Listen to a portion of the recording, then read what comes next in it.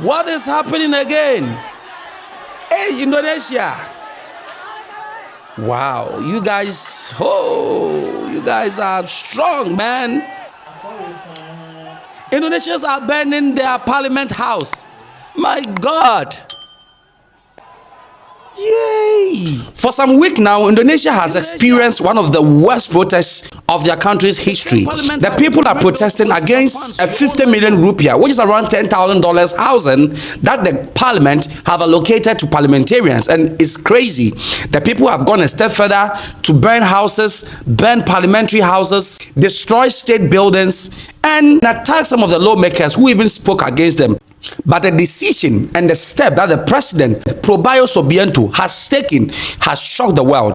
Instead of the president retaliating and even arresting the people, the president has rather decided to withdraw the allowance and even cancel moratorium and travel allowance to all lawmakers in Indonesia. He has also promised that the member of parliament who insulted Indonesians are all going to be dealt with. In this video, I seek to share with you as an African what Africa can learn from this story of this Indonesian protest and how the president, Ramaphosa, has reacted, which is very different from how any African president will have reacted. Don't forget to subscribe, comment. If today is your first time, my name is Kweku Africa and I speak about Africa. Let's get into the video. Guys, if you've enjoyed this video so far, please do me a huge favor and hit the like button and subscribe.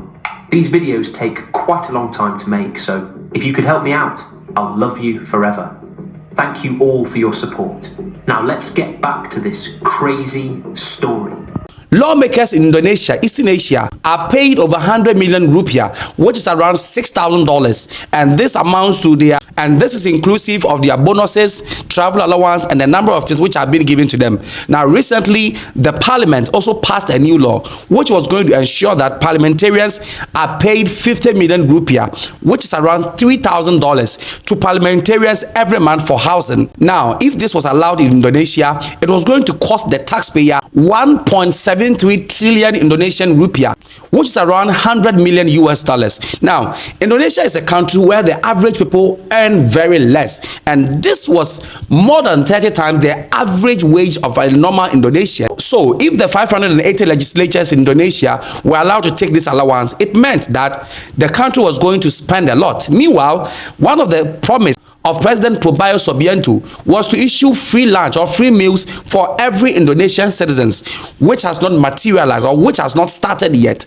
Yet, he has decided to increase salaries and give housing allowance to lawmakers. This caused chaos, alerting the people to move into the street and protest. During the protest, one person who is a motor taxi driver, one of the people who drive Gojek, was run over by a government truck which was trying to disperse the crowd.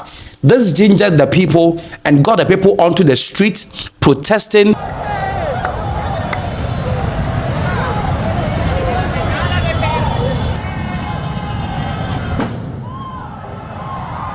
Protesting angrily, attacking government officials, and even attacking government buildings. Now, they went a step ahead and attacked some institutions in Indonesia, including the Surabaya Parliament and other parliament in Bali and all across Indonesia.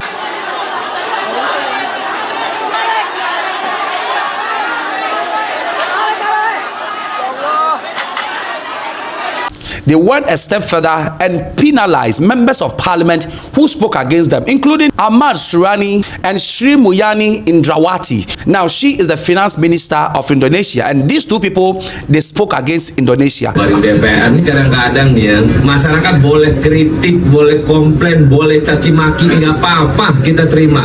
Tapi ada adab istiadat yang mesti disampaikan. Apakah dengan membubarkan DPR memang meyakinkan masyarakat bisa menjalani proses pemerintahan sekarang ini? Belum tentu. Maka jangan menyampaikan hal-hal seenaknya, bubarin DPR. Jangan. Memang yang ngomong itu rata-rata orang yang nggak pernah jadi duduk di DPR. Orang yang cuman mental bilang bubar. Now, during the protest, the people didn't spare these people.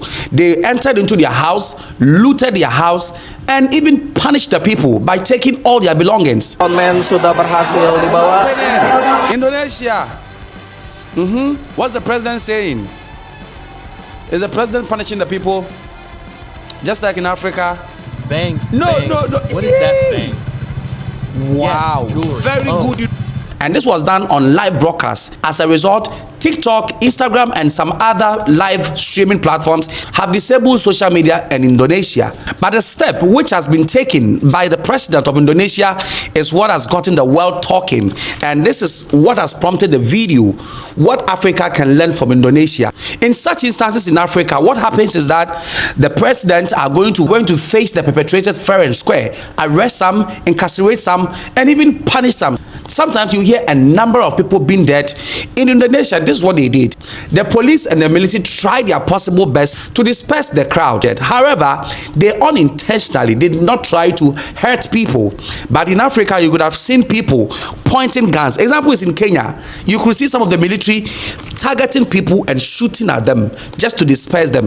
This didn't happen in Indonesia. All the people who died, 3 of them died when the protesters set fire into one of the parliamentary house, and also stampede was what killed these people.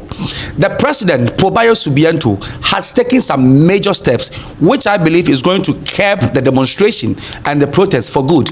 Number one is that he decided to cancel his China trip, which he had in the course of the week. Number two is called for a press conference. In the press conference, he revealed that the members of the legislature have decided to withdraw the perks and the controversial housing allowance for Indonesian lawmakers. Again, he has revoked some of the perks for parliamentarians. Example is parliamentarians traveling abroad allowance. He has revoked all of that. Again, he has asked parliament to invite members of the community, including workers, students, and representatives of the people who were protesting, so that they sit down and have a sit-down discussion and know how to restore peace into Indonesia. Also, he has ensured that member of parliament and people of high authority who insulted Indonesians, which led to chaos, to be dealt with. And he didn't stop there. In fact, the member of his party, the National Democratic Parliament, has held a press conference which was to suspend 2 of their legislators who spoke against Indonesians and insulted them. This included Ahmad Surani. So the president's party has suspended these people. Pers DPP Partai Nasdem mencermati dinamika masyarakat yang sedang berkembang saat ini, Ketua Umum DPP Partai Nasdem, Haji Surya Paloh, dengan ini menegaskan beberapa hal sebagai berikut. 1. Bahwa sesungguhnya aspirasi masyarakat harus tetap menjadi acuan utama dalam perjuangan Partai Nasdem. 2. Bahwa perjuangan Partai Nasdem sesungguhnya merupakan kristalisasi dan semangat kerakyatan yang senantiasa bertumpu pada tujuan nasional bangsa Indonesia sebagaimana termaktub dalam pembukaan Undang-Undang Dasar 1945. 3. Bahwa atas berbagai peristiwa yang terjadi akhir-akhir ini, Partai Nasdem menyatakan belasungkawa yang mendalam atas wafatnya sejumlah warga negara Indonesia dalam upaya memperjuangkan aspirasinya. 4. Bahwa dalam perjalanan mengemban aspirasi masyarakat, ternyata ada pernyataan dari para wakil rakyat, khususnya anggota DPR RI dari fraksi Partai Nasdem, yang telah menyinggung dan mencederai perasaan rakyat. Dan hal tersebut merupakan penyimpangan terhadap perjuangan Partai Nasdem. 5. Bahwa atas pertimbangan hal-hal tersebut di atas, dengan ini DPP Partai Nasdem menyatakan, terhitung sejak Senin 1 September 2025, DPP Partai Nasdem menonaktifkan Saudara Ahmad Sahroni dan Nafa Urba sebagai anggota DPR RI dari fraksi Partai Nasdem. Demikian siaran pers ini diperbuat untuk dipermaklumkan kepada masyarakat, khususnya para anggota Partai Nasdem.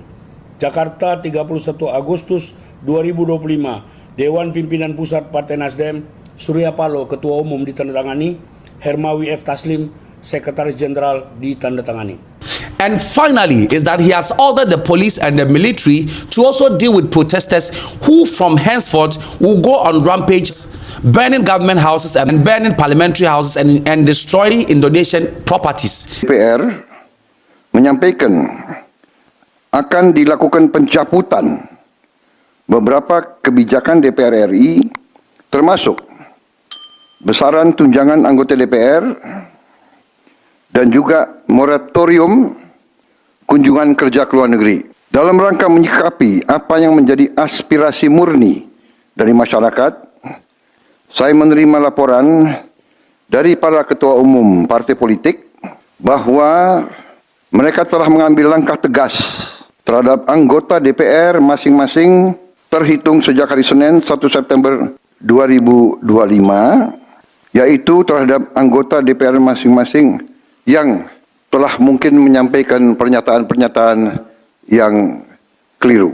So this is the resolution of the Indonesian President Prabowo Subianto, and this got me talking that how would have an African president reacted to this?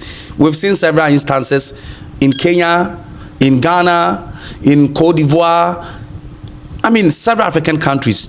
The situation rather escalates, leading to loss of life of the people, and in some instances they retaliate hardly to get the people to coil back into their shells. What can Africa learn from this historic example from the Indonesian president, Prabowo Subianto?